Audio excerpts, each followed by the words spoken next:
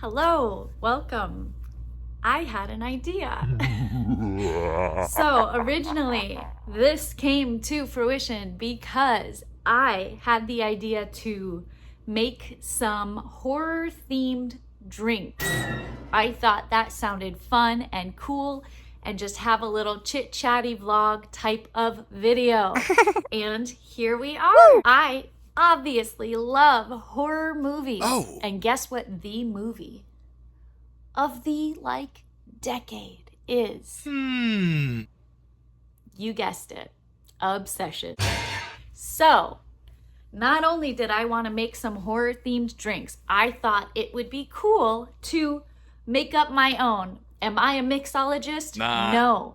Did I used to be a bartender in a very small town? Affirmative. Yes. Also, yes.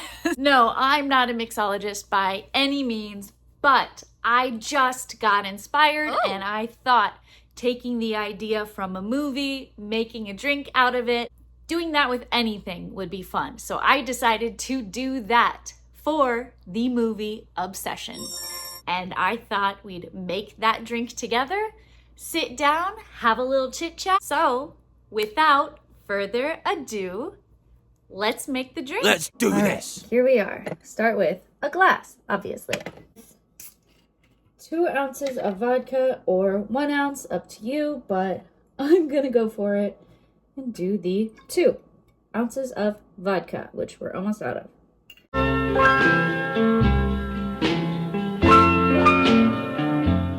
1 ounce of triple sec. Here we are. Then 1 ounce of raspberry liqueur. Raspberry liqueur.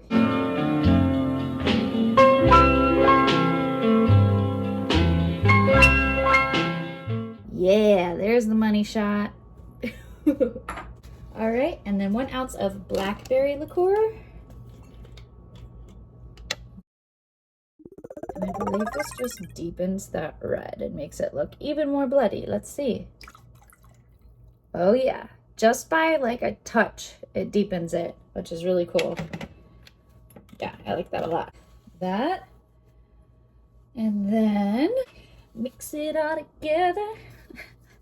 And you know you got the best of both worlds. Mix it all together, and you know that it's the best of both worlds. Okay, here we go. All right, I'm gonna mix it together. We will add, oh yeah, add my cherries, which I just thought would be a cool shot. I thought that would look really cool. Ready? Like in the commercials? I don't know. How old am I? God. All right. And then because I did test this out and I thought it needed a little something more, like it was missing a little something, I'm just going to try to add some lemon juice, just a little bit. We'll see how that goes with it. I don't know. I like it a little sour. We'll see. We'll see what happens. And then add some ice. Here we be. With some ice. Beautiful, but not quite there yet. I wanted to do my idea of this. You take a plate. I'm gonna take some corn syrup. Get a little bit on here. You know, that's probably way more than we need, but I want to make sure I'll be able to do what I want. And then some food coloring, some red food coloring. Ready?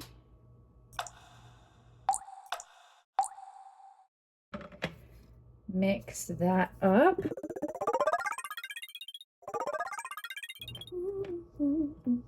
God, now Hannah Montana's stuck in my head. Oh yeah, get her nice and bloody there. There we are. Yeah, baby. All right, we're gonna take our spooky glass and we're going to add this bloody rim. So just take her, make sure it gets on there. I'm putting more than you would usually so that it can specifically run down and have some blood drips. And here we be. And let's see how that goes. She dripping? Oh yeah. Speaking of money shots, what do you think? Beautiful. All right. Then we're gonna transfer her. Get her in there. Those cherries. Voila! Yeah. Beauty.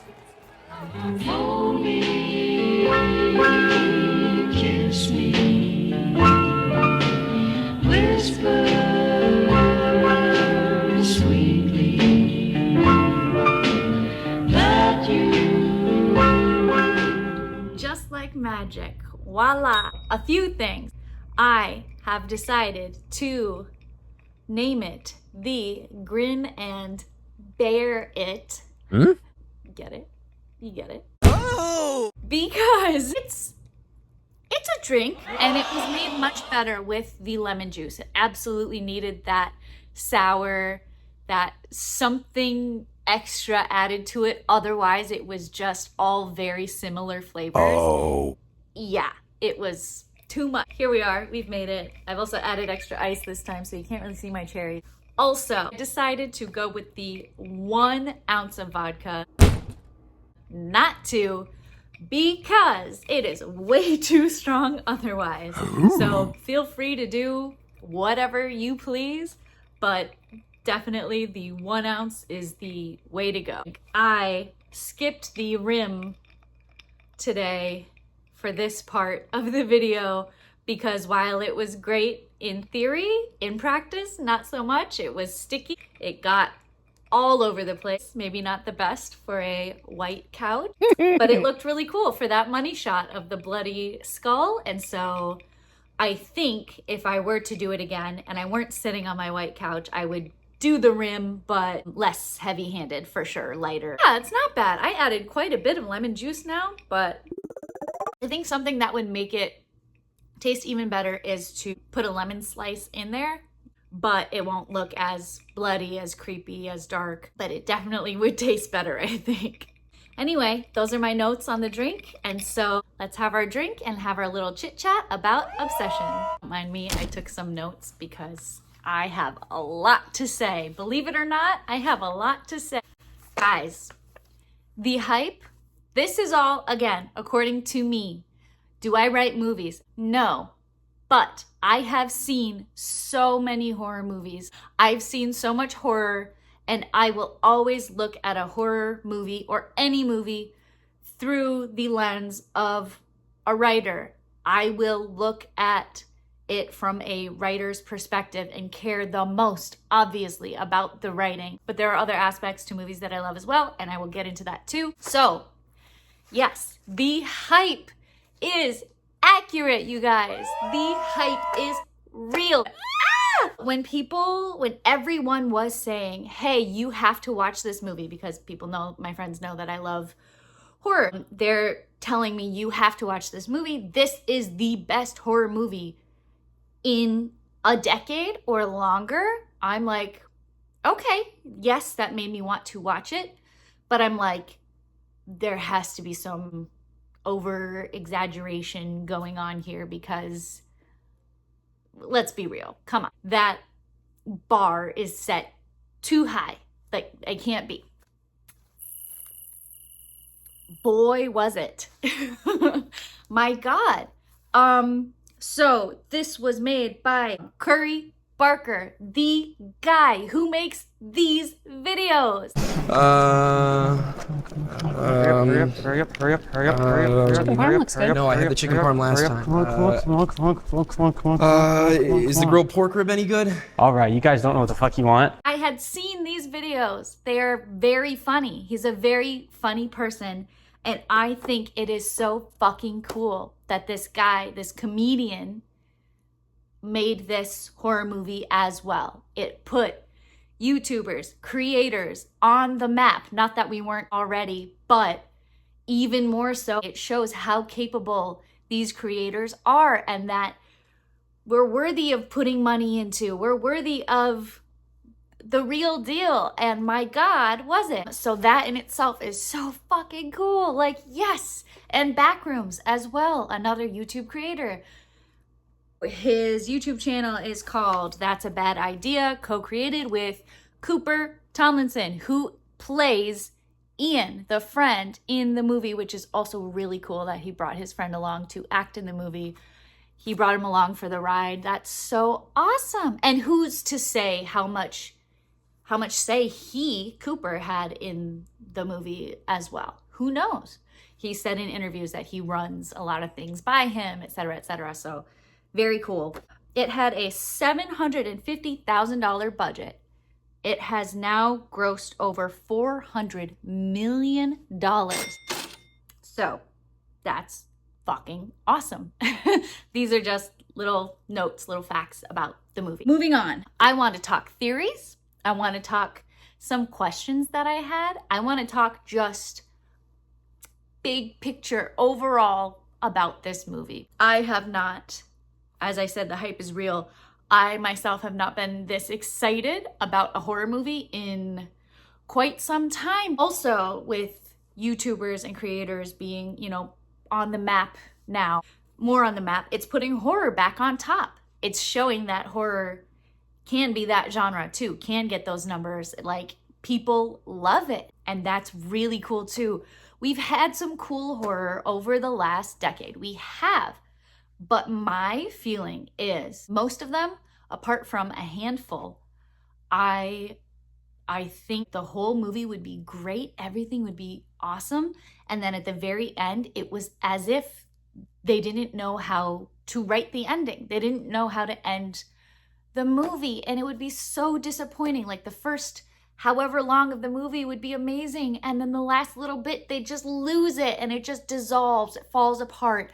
It's like, oh my God, you did so much work to get here. So that's really frustrating. I specifically felt like in modern days, people didn't know how to end. Even if they wrote a good horror story, they didn't know how to end it. They never knew what to do with it. And it's like, you did so much work. You had so much build up. You did everything right. And then what happened? It was like somebody else came in and took over. My brain goes to, if you guys saw Talk to Me, that movie. Now say, talk to me. I know that is, not a lot of people loved that either, but I was on board. I loved it until the ending. And I was like, what are we doing here? So I hate that in horror, that I'll get so excited and then it just falls apart. So with this, I'm very pleased and excited. All right, just overall, what do we think? I mean, I know what most people think, but what do you guys watching this right now? What do you guys think of this movie? Comment, talk to me. I want to know. Talk to me. So I think obviously what made it so interesting and so much deeper, so good, was it wasn't just the story that it told, the obvious story of what's going on, but we get the surprise of, you kind of get that vibe building up about Bear the entire movie, right? Right away. I felt that vibe. I got that like icky sort of like, who is this guy? Yeah. How do we feel about him? I got that building up the whole time, but you're not sure right away. So he has the benefit of the doubt. So we are surprised that he is obviously the villain of the story, because there's already a horror story. There's already a story being told. And that extra thing, that one extra thing where it's like, oh, this guy's a bad dude. This isn't just like a wish gone wrong sort of situation. This guy's a bad fucking dude, right? So I think that is clearly what makes this movie, makes this story what it is.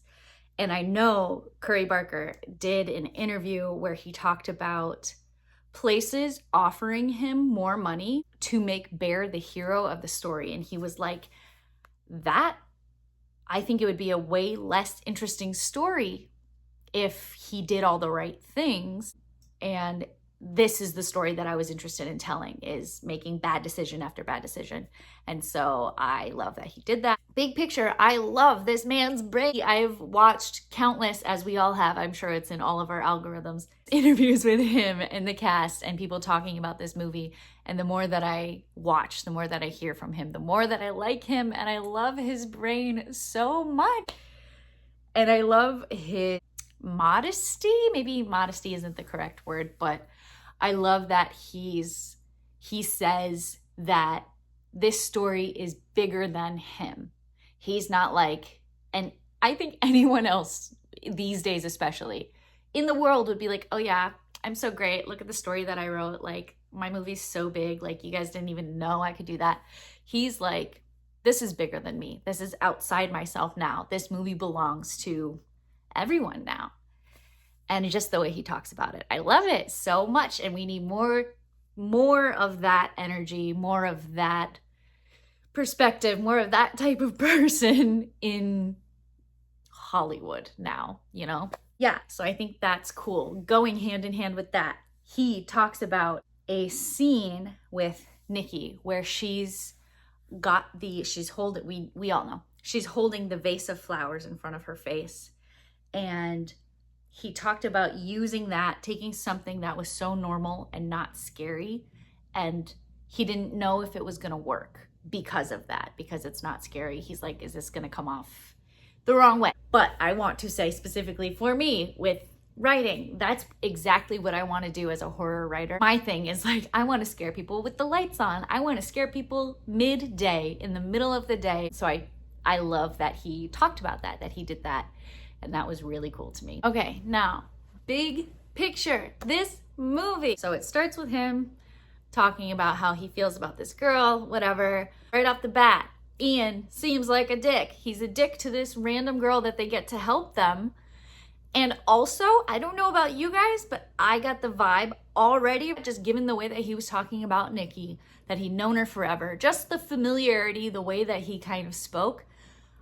It felt like we were tipped off about them hooking up. Did you guys get that as well? I felt like that was kind of a little obvious. His cat dies. There are theories that Bear left the pills out for the cat to get into, and that he killed his grandma too. So I don't know what you guys think about that. I don't really have thoughts on that. So his cat dies. Then he's crying.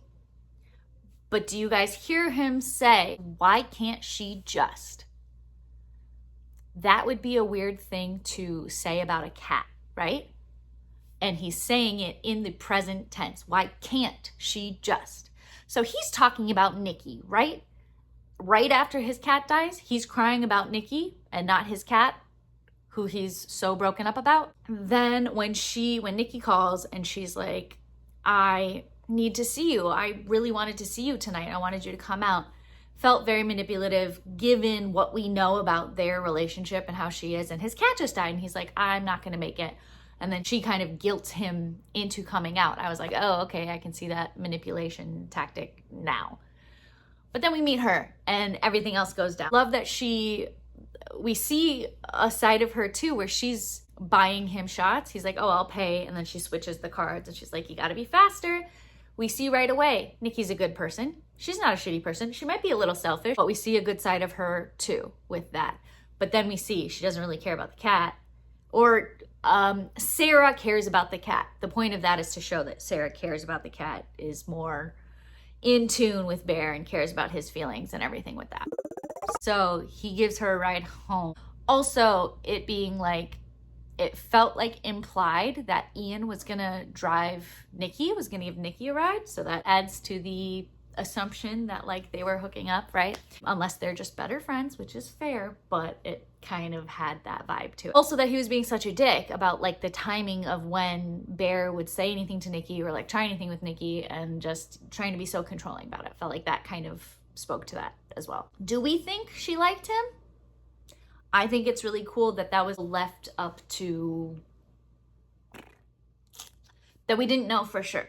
And I think someone one of my friends, I think, told me that they read or saw that Curry Barker told the girl who plays Nikki, Indy, told that actress to play some scenes as if she was like into him, had a crush on him, and some like she didn't, so that it would be left up to like no one would know. And I think that's really cool too. I think he did a great job at directing. I think directing the way, the expressions on her face, the way that she plays it after she asks if Bear likes her, and he says, no, I think whatever, I like you as a friend, whatever bullshit.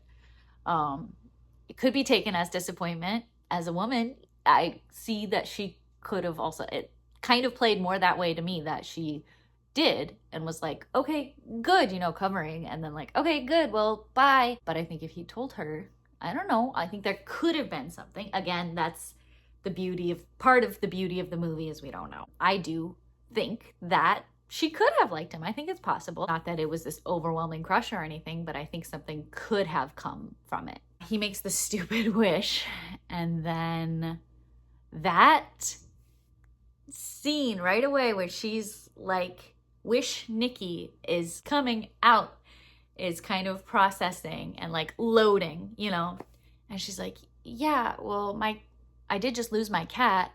And then, yeah, the way she plays that is so cool.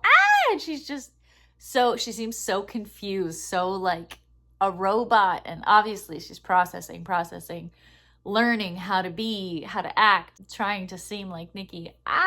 Crazy. There was a theory that when she sees her reflection, that's when the real Nikki pops out. But I would have to go back and track all of the times that supposedly that happened. Again, we know what the music stops or whatever when she comes out or something. But I think it's also very obvious when she comes out. But like in the car, I'm like, where would she see her reflection when she's looking in the window of the car at Bear from the side? Where would she have seen her reflection? Because she pops out then too. So I don't know. Just a theory.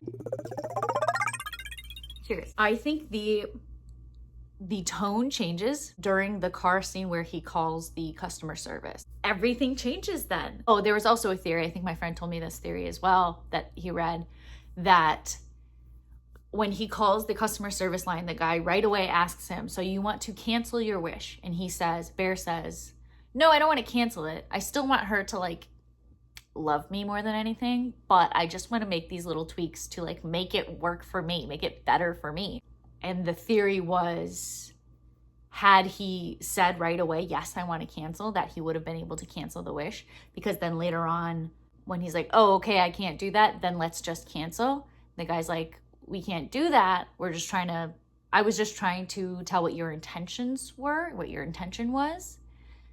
I think that's a good theory. That definitely could be. That's kind of cool. But that changes everything. He's like, do you want to talk to Nikki?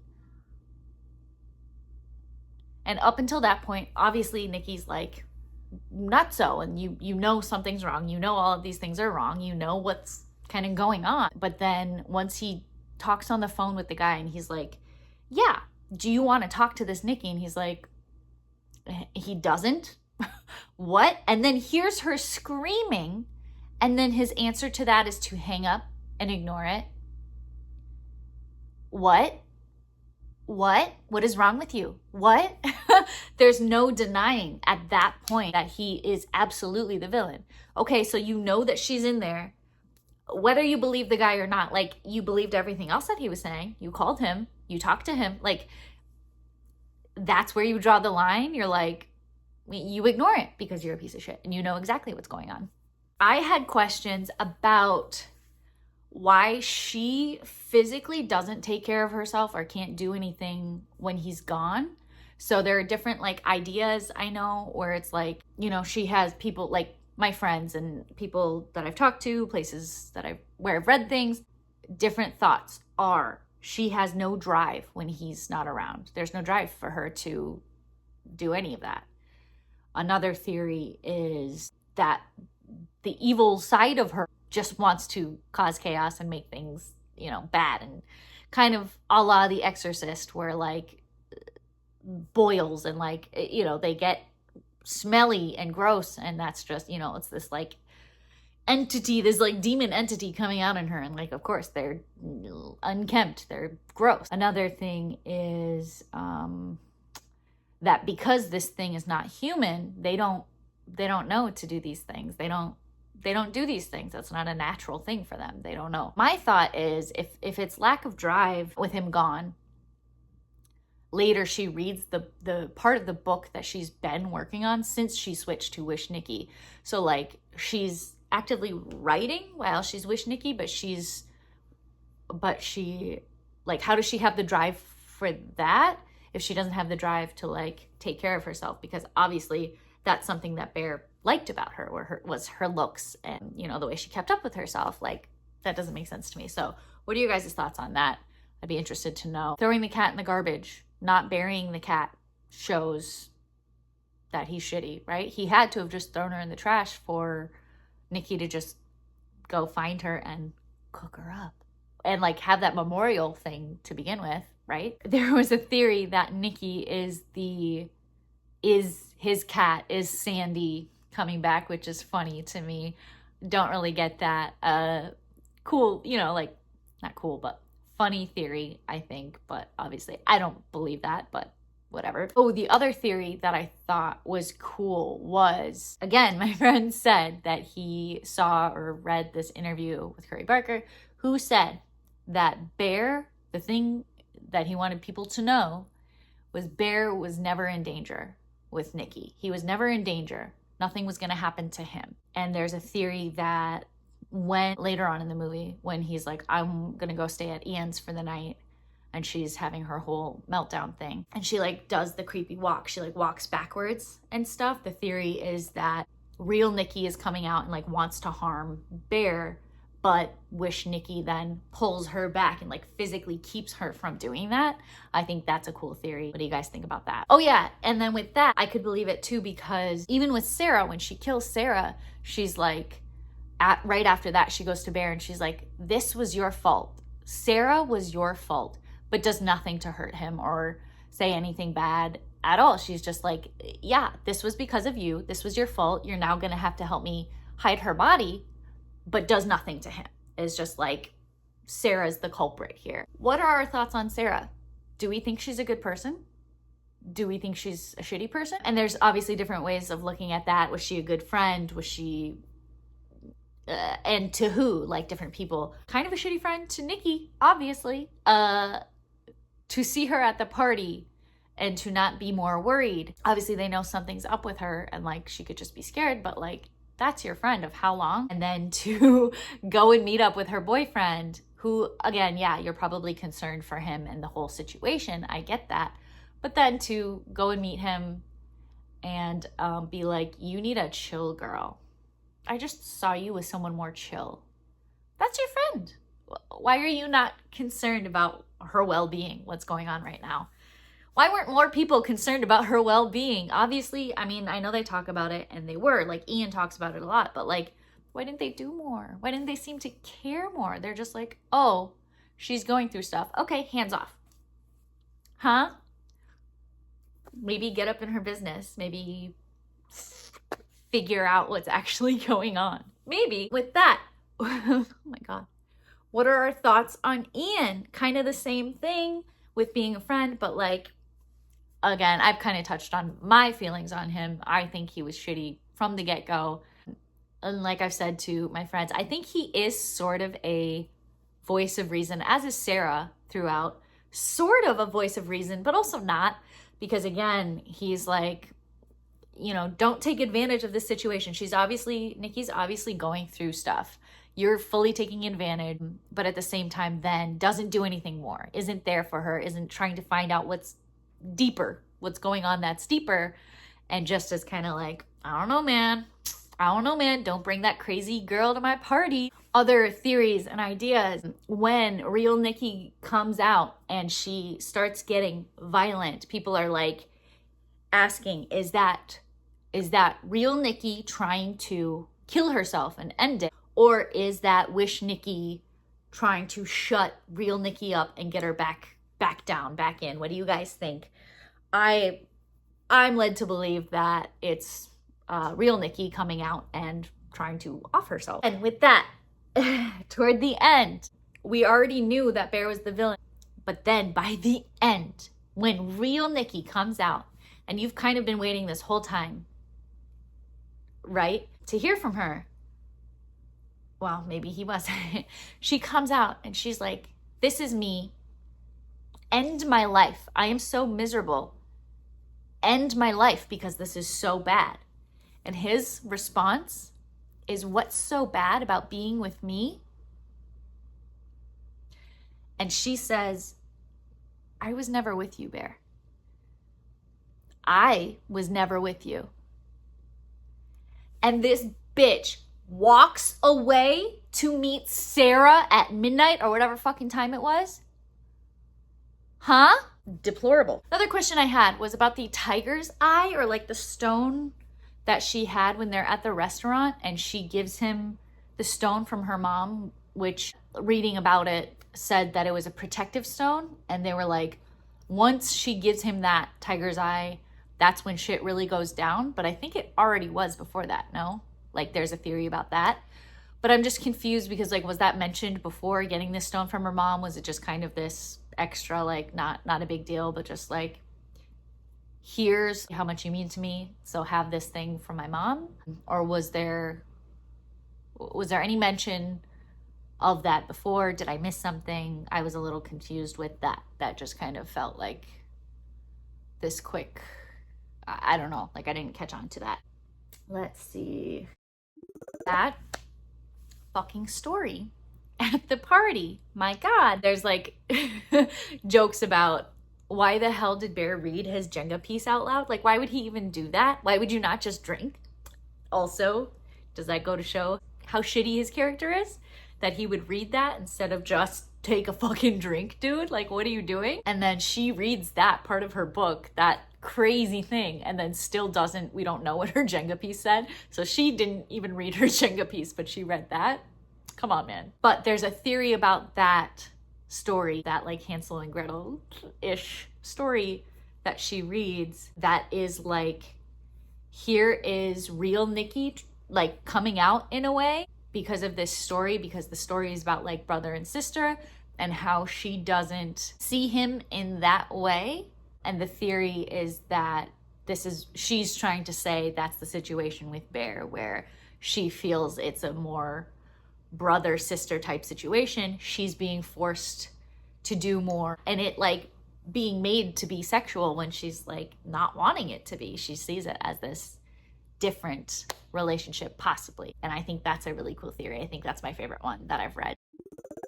Oh my God, the ending, guys. We have to talk about the ending here. The ending. Holy shit, that's one of the things that I loved so much about this movie. There were like 17, obviously that's an exaggeration, like 17 different endings, and they're all interesting. And you think that that's the case, and then it moves on. And then you think that that's the case, and you're thinking about, oh my God, this is what's going to happen. This is how it goes. What does that mean?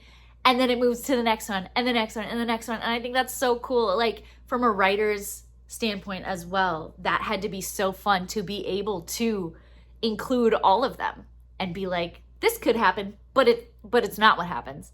This could happen, but also that's not what happens. So he goes to shoot himself.